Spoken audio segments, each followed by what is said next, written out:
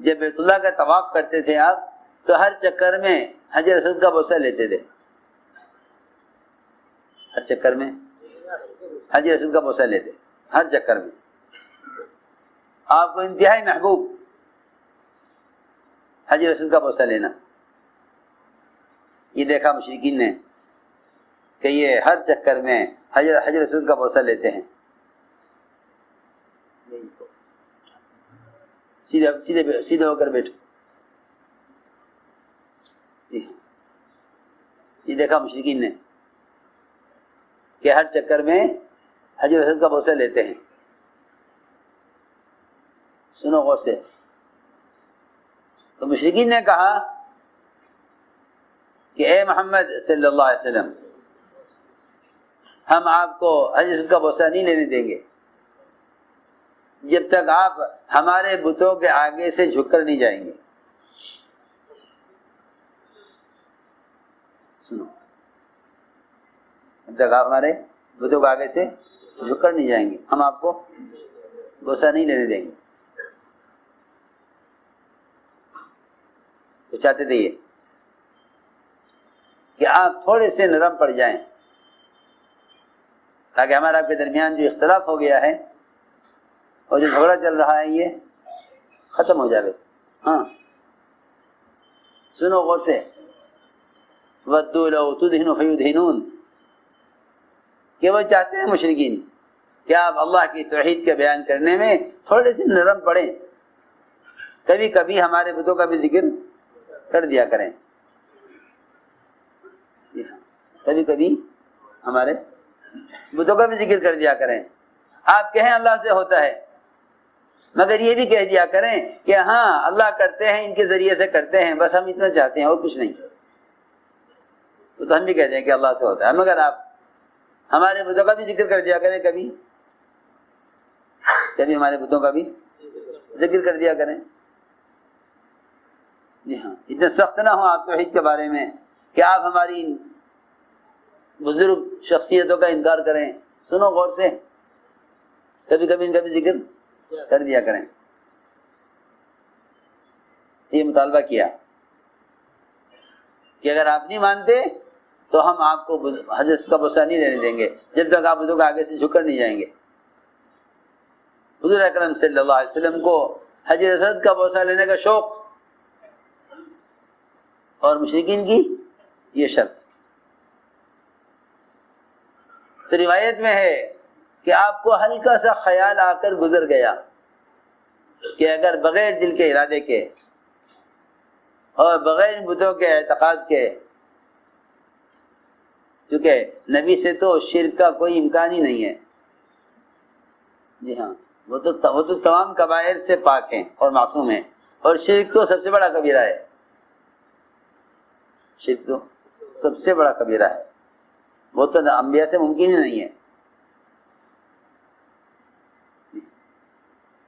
خیال یہ آیا، آپ کو ہلکا سا خیال آ کر گزر گیا کہ بغیر دل کے ارادے کے اگر ان کے بتوں کی طرف ذرا سے اشارہ کر دیا جاوے تو اس میں کیا حرج ہے؟ یہ خیال آپ کو آیا اور گزر گیا، آپ اس خیال کو پکایا نہیں، سوچا نہیں، عمل کرنا تو بہت دور کی بات ہے۔ تو اللہ نے فرمایا کہ اگر ہم آپ کو اس وقت ثابت قدم نہ رکھتے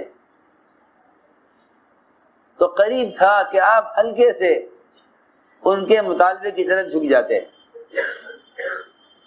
اگر آپ ایسا کر لیتے تو ہم آپ کو دگنا عذاب دنیا میں دیتے، دگنا عذاب آخرت میں دیتے۔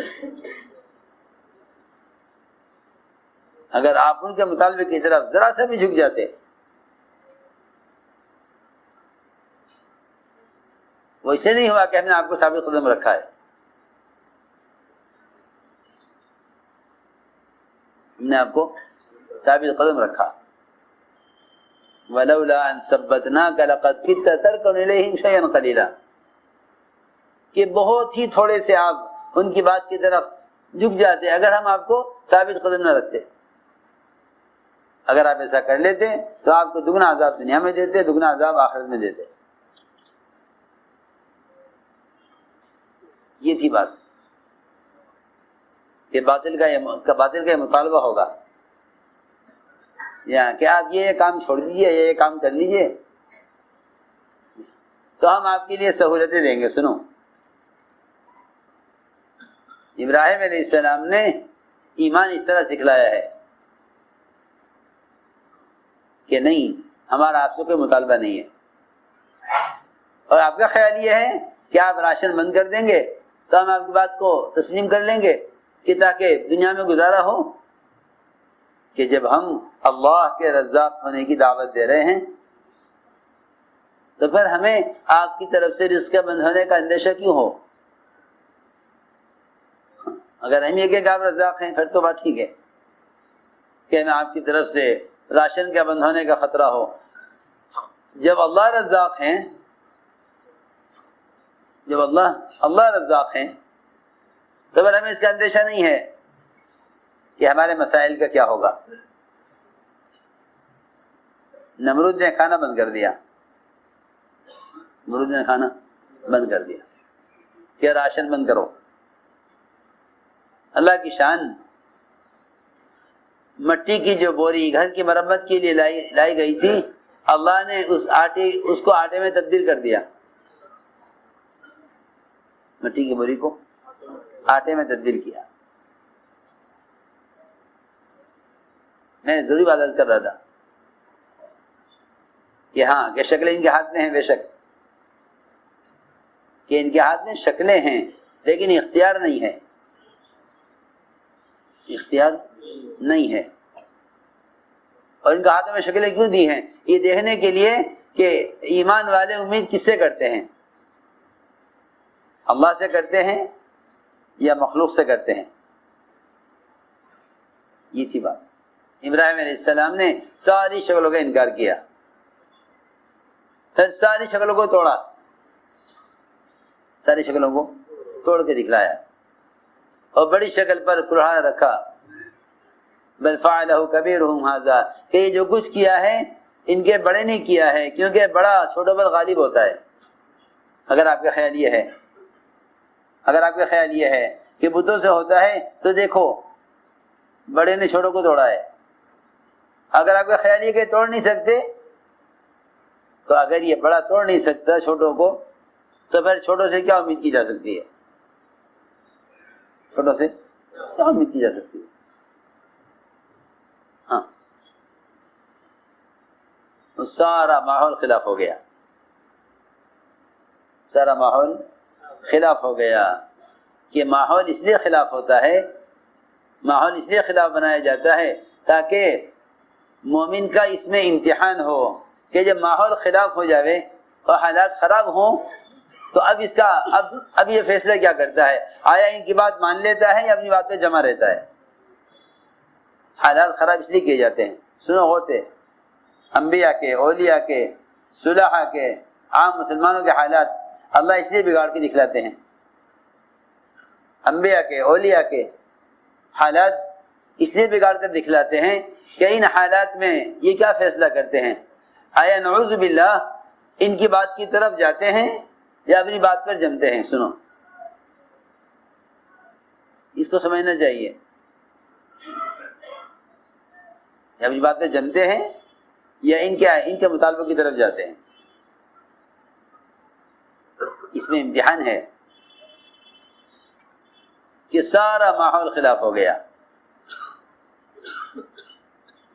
سارا ماحول خلاف ہو گیا، کہ سارا ماحول ابراہیم علیہ السلام کے خلاف ہو گیا کہ جلاؤ ان کو۔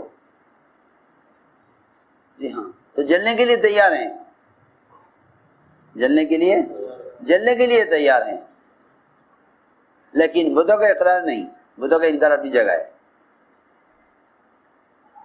سنو غور سے بات کہ چلو بھائی ٹھیک ہے، بتوں کا انکار تو آسان تھا کیونکہ وہ پتھر کے بنے ہوئے تھے، خود کو حرکت نہیں کر سکتے تھے، خود کو حرکت نہیں کر سکتے تھے۔ اچھا بھائی، وہ ماں کا انکار بھی آسان تھا کیونکہ وہ بھی اپنی طرح مخلوق ہے، جتنے اعضاء بچے کے ہیں اتنے اعضاء ماں کے ہیں، جتنے اعضاء بچے کے ہیں اتنے اعضاء ماں کے بھی ہیں، ماں کا انکار بھی آسان تھا۔ تو جتنے اعضاء ماں کے ہیں اتنے اعضاء آزر کے ہیں، جتنے اعضاء آزر کے ہیں اتنے ہی اعضاء نمرود کے بھی ہیں۔ اعضاء کے اعتبار سے سب برابر ہیں۔ سنو میں حضرت کی باتیں نقل کر رہا پوری لفظ بلفظ، اعضاء کے اعتبار سے سب برابر، کہ ہاں یہ تو شکلیں بہت چھوٹی تھی اور یہ شکلیں تو ہماری جیسی شکلیں تھیں، ان کا تو انکار ہو گیا۔